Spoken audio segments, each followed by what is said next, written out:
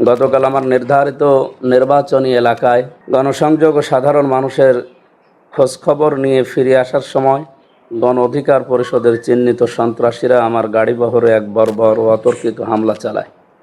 আমি স্পষ্টভাবে বলতে চাই, এটি কোনো আকস্মিক ঘটনা বা সাধারণ অপ্রীতিকর পরিস্থিতি ছিল না। এটি ছিল গণ অধিকার পরিষদের সন্ত্রাসীদের এক পূর্ব পরিকল্পিত সন্ত্রাসী হামলা।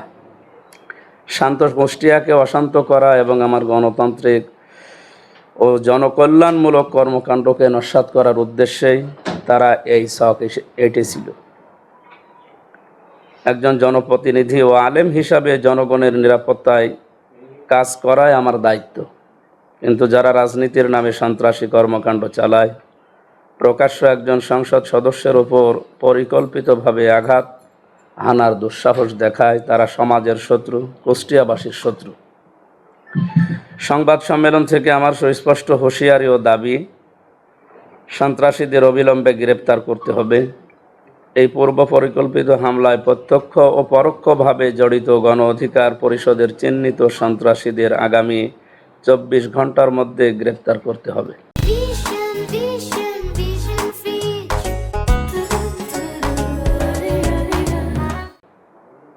দৃষ্টান্তমূলক শাস্তি, সিসিটিভি ফুটেজ ও প্রত্যক্ষদর্শীদের সাক্ষ্যের উপর ভিত্তি করে ঘটনার মূল পরিকল্পনাকারীদের বিরুদ্ধে কঠোর আইনি ব্যবস্থা গ্রহণ করতে হবে।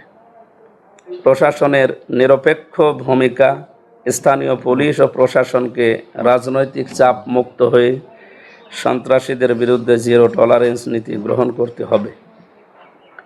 আমি কুষ্টিয়া 3 আসনের সর্বস্তরের জনগণকে ধৈর্য ও শান্তি বজায় রাখার বিনীত অনুরোধ জানাচ্ছি।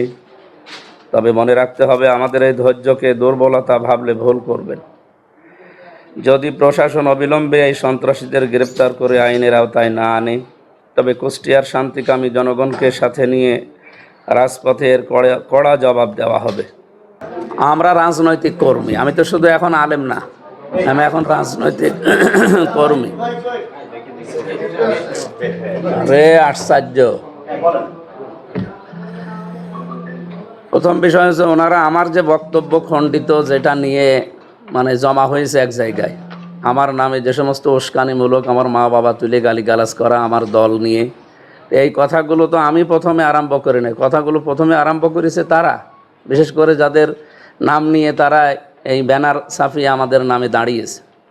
আমি তাদের নামও নিতে চাই না, কারণ আমার নাম নিতেও কেমন লাগে। এই মানুষগুলোই প্রথমে আমাদের দল নিয়ে, বিশেষ করে আমার নাম নিয়ে তারা যে সমস্ত প্রপাগান্ডা ছড়িয়েছে আর মিথ্যা তথ্য জাতির সামনে দিয়েছে আমার খণ্ডিত বক্তব্য নিয়ে।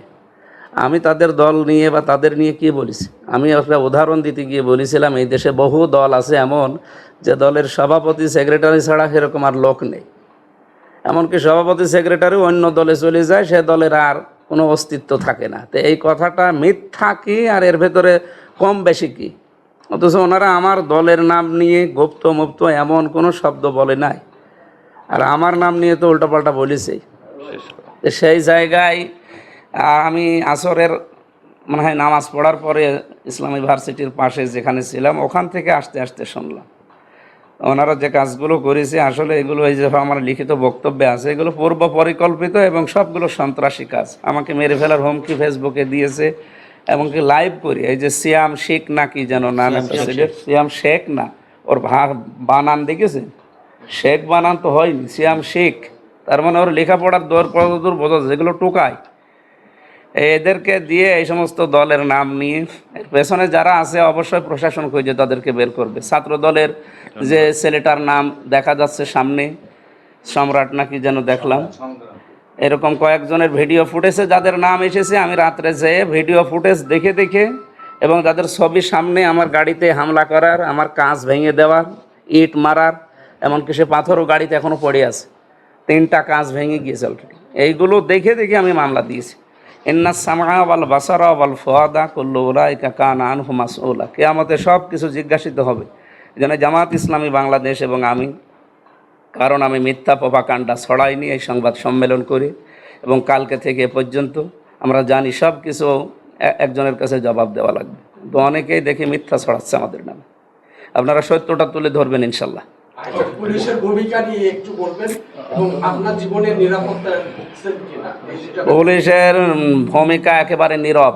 আমার সামনে পুলিশের গাড়ি ওসির, পেছনে সেকেন্ড ওসির গাড়ি, মাঝখানে আমার গাড়ি। 15 থেকে 16 জন পুলিশ ছিল 2 গাড়িতে।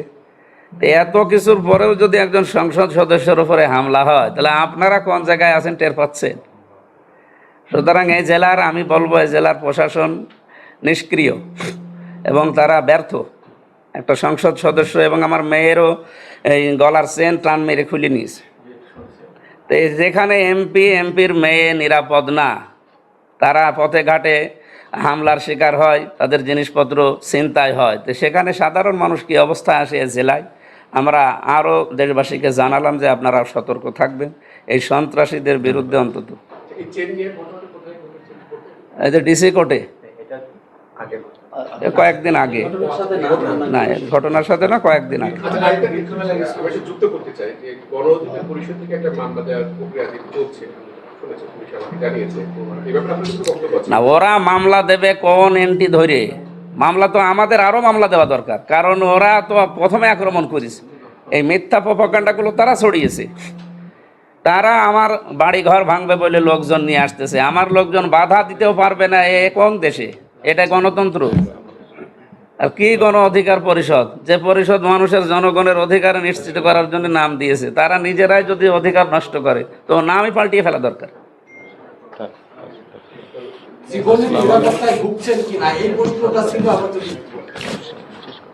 জীবনের নিরাপত্তা, আমার নিরাপত্তা তো আল্লাহ দেবে। এখন বাকি দেশের আইন শৃঙ্খলা বাহিনীর ওপর আপনাদের যে ভরসা, আমাদেরও একই ভরসা। কিন্তু এই জেলার যারা দায়িত্বে আছে, আমি বলবো আপনাদের মাধ্যমে, এরা প্রশাসন যে দায়িত্বে আছে সব ব্যর্থ। এদের দ্বারা নিরাপত্তা পাওয়ার কোনো সম্ভাবনা আমাদের নেই।